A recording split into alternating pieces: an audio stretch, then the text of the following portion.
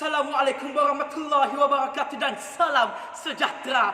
Terima kasih diucapkan pada para penonton dan para hakim yang arif bijaksana. Kebersihan sungai mencerminkan pembangunan sasial masyarakat yang bertamadun. Itulah tajuk yang akan saya katakan pada pagi ini. Hadirin hadirat sekalian, sungai merupakan salah satu keajaiban alam semula jadi yang menyumbangkan banyak manfaat kepada manusia. Sebagai contohnya, sungai menjadi salah satu keperluan domestik bagi masyarakat setempat.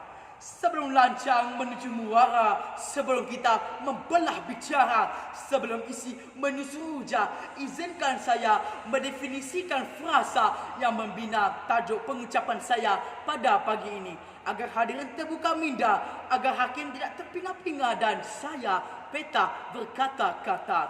Hadirin dan hadirat yang saya kasih sekalian, apakah maksud tamadun? Tamadun mengikut Dewan Bahasa dan Pustaka edisi keempat menyebutkan bahawa suatu peradaban yang menunjukkan pencapaian kemajuan masyarakat dari segi kebendaan serta perkembangan pemikiran meliputi bidang sosial, budaya, politik dan seumpamanya.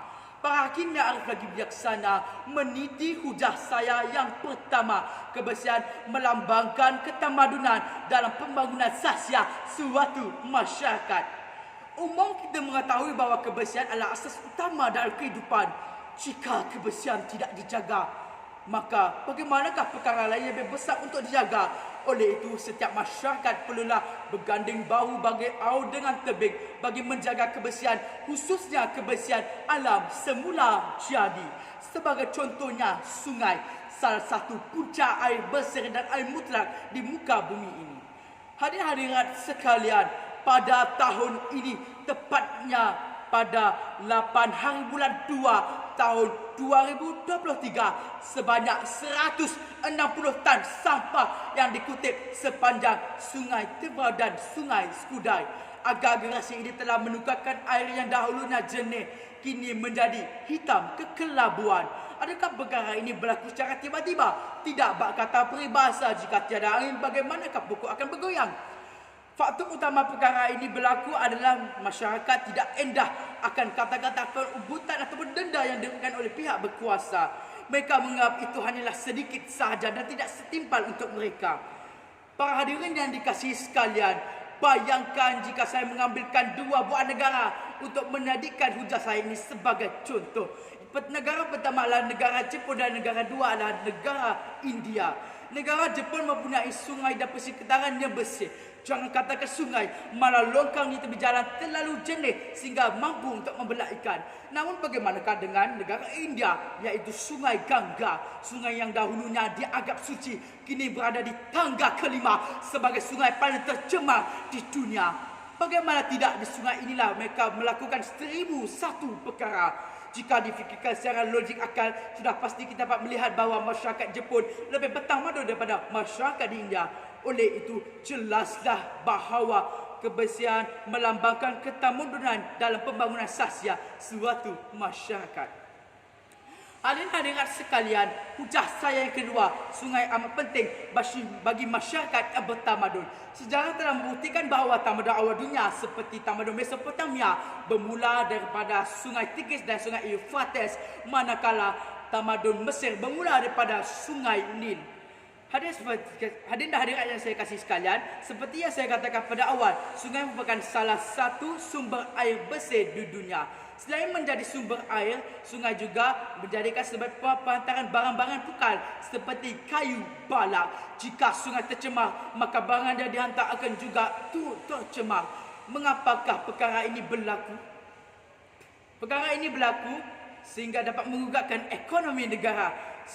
Sebagaimana ditulis pada 21 Januari pada 2018, ekspor kayu balak Malaysia mencecah sehingga 23 bilion ringgit. Agregasi ini telah menjadi sumbangan terbesar pada ekonomi negara pada ketika itu. Para hadirin yang dikasihi sekalian, sungai merupakan salah satu sumber air di Malaysia. Mengikut persidangan yang dilakukan pada 16 Februari yang lalu, Menteri Sumber Asli Alam Sekitar dan Perubahan Iklim Bin Azmi Ahmad berkata, Selain meningkatkan kadar denda daripada RM100,000 kepada RM10 juta, hukuman penjara juga akan dinaikkan daripada 1 tahun kepada 15 tahun. Sudah terang lagi bersuluh bahawa usaha ini dilakukan bagi menjaga air untuk kemajuan di hadapan. Oleh itu, izharlah bahawa sungai amat penting bagi masyarakat yang bertamadun.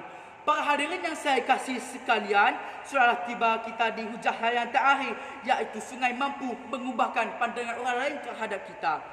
Tidak mustahil jika pelancong luar akan berubah fikiran sejurus melihat keadaan punca air kita yang tercemar. Malahan akan lebih teruk apabila perkara memalukan ini dimuat naik ke sosial media yang kita sepertinya sudah tahu bagaimana pesatnya penularan video ini ke merata dunia. Masyarakat dunia akan memandang rakyat bertempatan, tidak suka akan kebersihan dan nama negara akan dipandang rendah. Namun, apakah jadinya jika perkara ini berlaku sedemikian? Sebaliknya, rakyat di merata dunia akan memandang rakyat tempatan suka akan kebersihan dan mereka akan memandang nama Malaysia lebih baik daripada sebelumnya. Oleh itu, bulan semakin terang, bayang kian jelas bahawa kebersihan sungai mampu mengubah pandangan orang lain terhadap kita. Sebelum saya mengundurkan diri, izinkan saya menyusun 10 jari memohon ampun dan maaf sekiranya saya tersilap kata, tersilap bicara dan tersalah tutur kata. Saya akhiri dengan lafaz wabillahi taufiq wal hidayah. Wassalamualaikum warahmatullahi wabarakatuh.